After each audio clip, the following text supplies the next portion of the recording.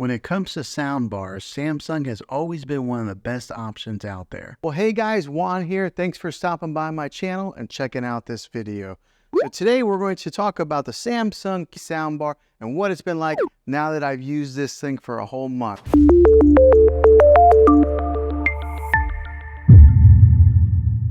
So let's talk about the cosmetics on it first to get started off. So on the top and the side here, or on the front and the top here, it's got a metal grill that's kind of gives you a little bit of that industrial feel. And it is a pretty solid soundbar. It's got a little bit of weight to it.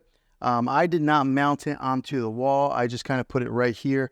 Well, basically, because I can't mount it onto the wall. I'm on a corner section here in this room, so there was no way for me to mount it. But I think it looks pretty good like this, just on the stand right below TV. And the way that Samsung designed this is to pair up with their television. So as you can see, it does not go up above the screen any. So that's kind of nice to give it that nice clean look. And it's got the branding on the top here that says Samsung, but it's black, metal, real sleek looking. Now in the top corner over here, there's the indicator light.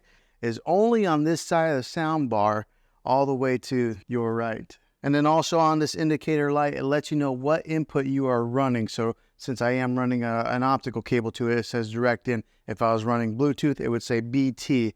And if you're running like through an HDMI cable, it would say that also. Now the remotes on these things, they are really thin like that. So that makes it kind of easy to get lost in a couch or a chair. But they're really similar to the QLED TV remote. So let's take a good look at here. So this one here is the QLED remote. This one here is a soundbar remote. As you can see, there's not a whole lot of difference between the two.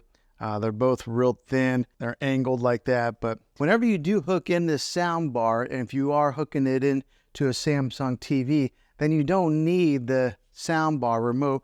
You can control everything with the TV remote. Now on the remote control for the soundbar, you can turn up the subwoofer sound and the regular sound volume. So it does give you two different options on there. Now the different sound types that this thing has, the different sound modes are standard, surround, Game Pro, and adaptive. Now the differences with these models is that surround gives you that all-around widest sound stage, particularly in like a bigger section. So it gives you that nice all-around sound.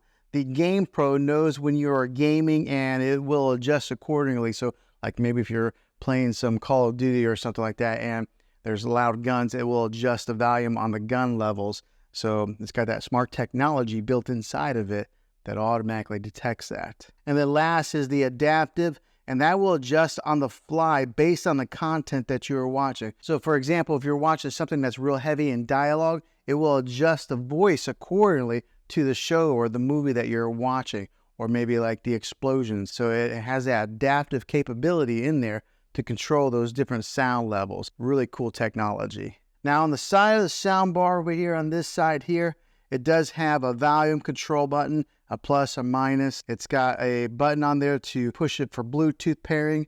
And what you would do with that, when you push the Bluetooth pairing, you gotta push it, it'll come up there, Bluetooth. Then you gotta hold the Bluetooth button for about 5 seconds, and then that sets it into pairing mode to pair it with whatever device that you want to Bluetooth with it. So it is a little bit of a learning curve on that, and it's really clean with not having a whole lot of buttons on the side there. And then of course there's the power button on the side as well. But when it comes to the Bluetooth, you might have to have a little bit of patience. 5 seconds. Okay, so now let me give you a little bit of a sound test with this to show you guys what it sounds like, and then I'll dive into more of the specifics with it.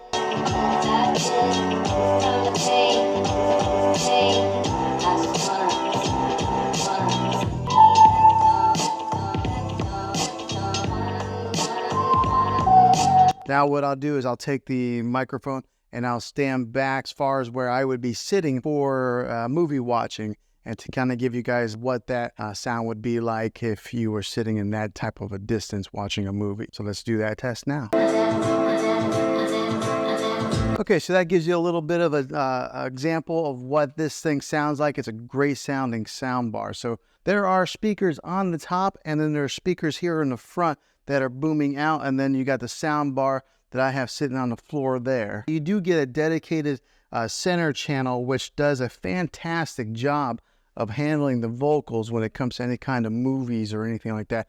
My wife and I were watching a television show the other day, and I was really surprised at how well it balanced the vocals with some of the like explosions or anything that were in the background. So that dedicated center channel does a fantastic job with that. Now with the rest of the speakers that go around the dedicated center channel, they do a fantastic job of filling in all those mids and giving you an example of what is all around there. So giving you that surround sound feel, making this sound bar sound bigger than what it really is. Gives you that crisp sound, that big bass booming sound, and then it fills the room in really nicely. Now on the top of this sound bar, along the top right here, it's got that acoustic beam technology.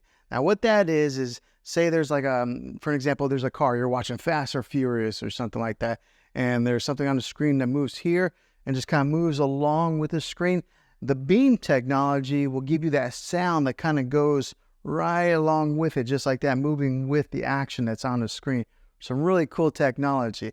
Now, I can't really show you on video, obviously, because it's video, but you're going to have to take my word for it. That is a really nice little feature on this sound bar here. Now, on the back of this sound bar, you do get some good connections, different types of connections to kind of go with whatever TV that you have.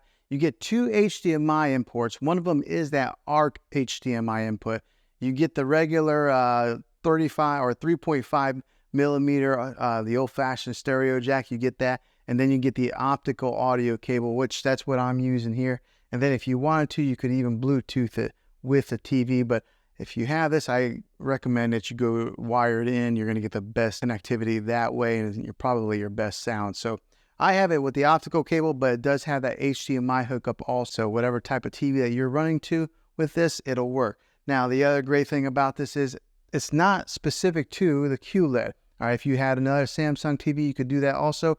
Or if you had another brand TV, Vizio, LG, or something like that, you could still use the soundbar with those models of televisions. But if you do purchase a QLED TV like I got here, I recommend that you complement it with one of these awesome soundbars. It just makes it a really cool movie experience, especially if you're spending that kind of money. Go ahead and just spend a few extra $100 and get this soundbar, and then you'll never have to go to the movie theater. You can just kind of stay home and watch your movies that way. But having those different hookups on the back of this thing make it very versatile to what you can hook this soundbar up.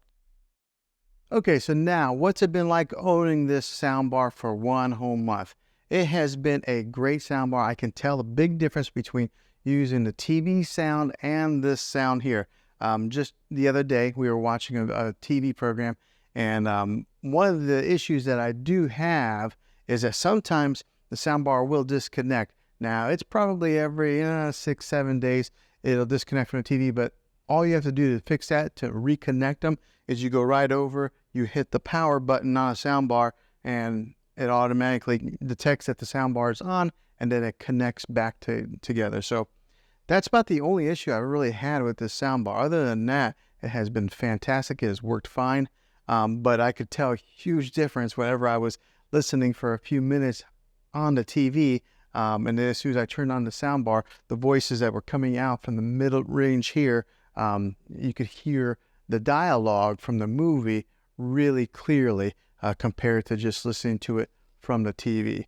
The sound, as far as the bass goes on this thing, it like almost rumbles the floor a little bit because the subwoofer is down here on the floor, and then there are some bass speakers built into this thing. And so whenever we are watching any of those action type of movies and there's explosions or guns going off, you really can feel it. So this has been a really good purchase for me. I know soundbars are usually a splurge. I mean, you can watch TV and get all the sound from the TV, but make your movie watching experience a little bit better. Buying one of these is worth the money. So after owning this thing a month, would I buy it again? Absolutely, I surely would, because it has done a very good job at making enhancing our movie watching experience, our TV shows.